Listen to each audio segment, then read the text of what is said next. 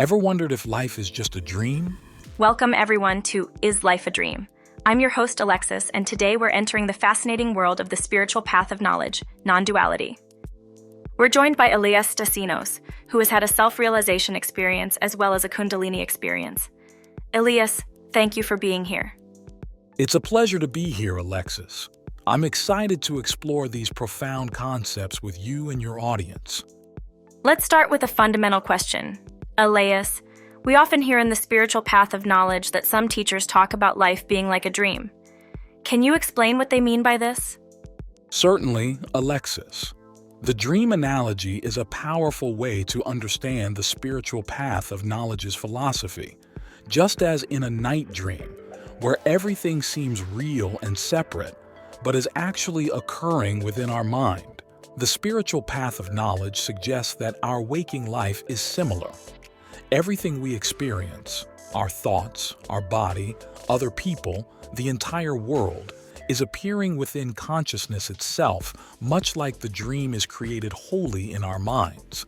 Everything in the dream is one thing, and that is our mind. That's a mind-bending concept. Are you saying that the world isn't real? Not exactly. The world is real in the sense that we experience it, just as a dream is real while we're dreaming. What the spiritual path of knowledge points to is that the way we habitually perceive the world as a collection of separate, independent objects, including ourselves as separate individuals, is an illusion. The reality is that everything is an interdependent, seamless whole. An illusion like a mirage is real because we see it, but when we go close to investigate, we see that there is nothing there. Similarly, if we use self-inquiry to ask who thought that thought, we will find that there is no one there. Even if a thought comes up that says, "It is me that thought the thought," take notice that that is just a thought too. The one that claims the thought is also a thought. I see. So in this analogy, who or what is the dreamer? That's a great question, Alexis. In the spiritual path of knowledge's view, the dreamer is consciousness itself, pure awareness. This consciousness is not personal. It's the universal backdrop in which all experiences arise. We typically identify with the character in the dream, our personal sense of self. But the spiritual path of knowledge invites us to recognize that we are actually the aware space in which the entire dream of life is appearing. Just like when we are dreaming at night, all that is happening is created by our minds. That is, it is all the creation of one mind despite that we see multiple forms, things, people, and places. Likewise, in our waking life, everything is within our consciousness, including our bodies and minds. Fascinating. But if we're this boundless awareness that everything is appearing within it, why do we feel so limited and separate as one character in the dream? Consciousness, in its play of manifestation, seems to forget its true nature and identifies with the dream character, what we call the ego mind. So the consciousness of our true nature identifies with the thoughts and the illusory character that thinks these thoughts. This creates the illusion that we are a separate character with all the suffering that comes with him or her. When we are awakened, we become conscious of our consciousness as being our true self, and we no longer identify with the character in our minds, even thought the character still continues thinking, desiring, suffering, etc. But we no longer identify with him. That is the experiential shift that many talk about. Our attention shifts from identifying with the character to identifying with our consciousness. It is a shift in perspective that sets us free from the character. Can you elaborate on this ego and how it relates to our dreamlike experience? Certainly. The ego is essentially a mental construct, a collection of thoughts, memories, and beliefs that create a sense of being a separate self in our minds. In our dream analogy, it's like the dream character believing it's separate from the dream itself. The ego constantly seeks to maintain and enhance its sense of separate existence, which leads to a cycle of desire, lack, fear, and dissatisfaction. It is the idea of consciousness identifying with the ego mind and creating the illusion of a character separate from the rest of the world. Here are some examples of consciousness identifying with the character in our minds. The dreamer and the dream character.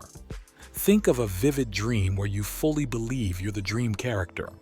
You feel fear, joy, and pain as this character, completely forgetting you're actually the dreamer. Consciousness is like the dreamer, temporarily identifying with the ego mind, dream character. The actor and the role. Imagine an actor who becomes so engrossed in their role that they forget they're acting. They believe they are the character, feeling all the character's emotions and limitations. Consciousness is like this actor, temporarily forgetting its true nature and identifying with the ego mind, the character. The video game player. Imagine a video game player, consciousness, becoming so immersed in the game that they forget they're playing. They fully identify with their character, ego mind, feeling stress, achievement, and loss, momentarily forgetting their broader identity outside the game. That resonates with my experience. We often feel like we're not enough or that we need something external to be happy. Exactly. This is the ego's fundamental sense of lack. In the dream of separation, we're always seeking something: more money, better relationships, higher status, believing these will finally make us complete. But from the spiritual path of knowledge's perspective, this seeking is based on a misunderstanding of our true nature, which is consciousness and not the character that is suffering and who we believe ourselves to be. So how do we wake up from this dream? The process of awakening involves recognizing our true nature as awareness itself. This doesn't mean the dream character disappears, but rather that we no longer exclusively identify with it. It's like lucid dreaming.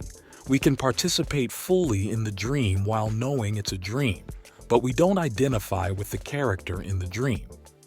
A lucid dream is a type of dream where the dreamer becomes aware that they are dreaming while still in the dream state.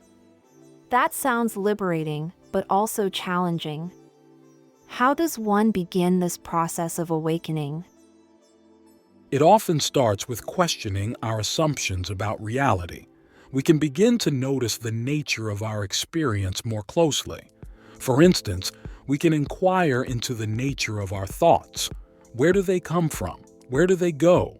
Can we find a thinker separate from the thoughts? Interesting. Are there specific practices that can help with this?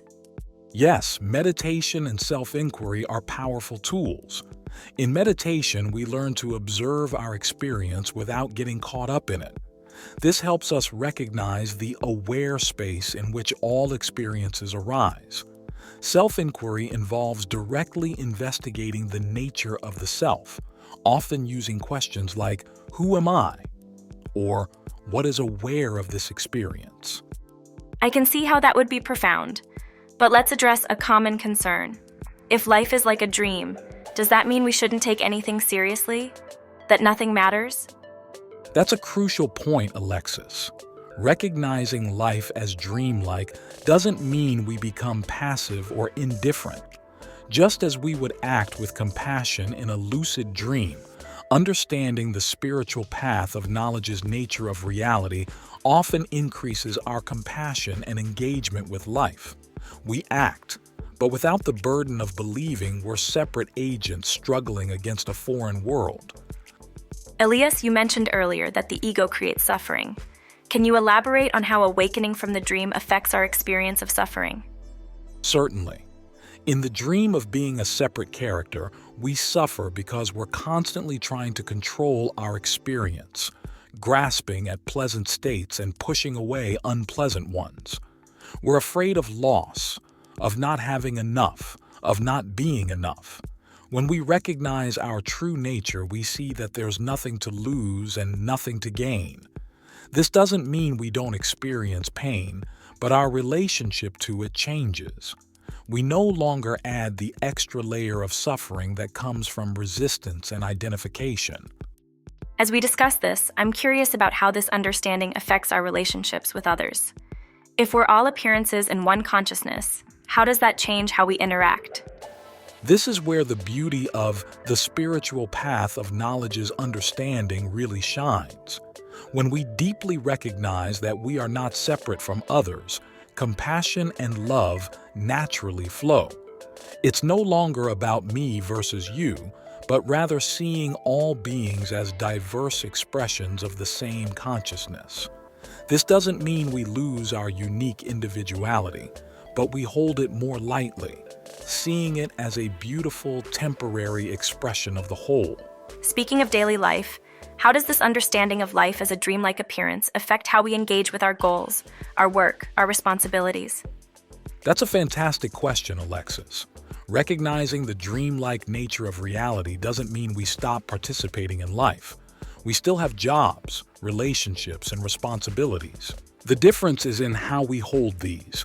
Instead of being driven by fear, lack, and the need to prove ourselves, we can engage from a place of fullness, creativity, and joy. We play our role in the dream wholeheartedly, but without the heavy seriousness of believing it's all there is. That's beautiful.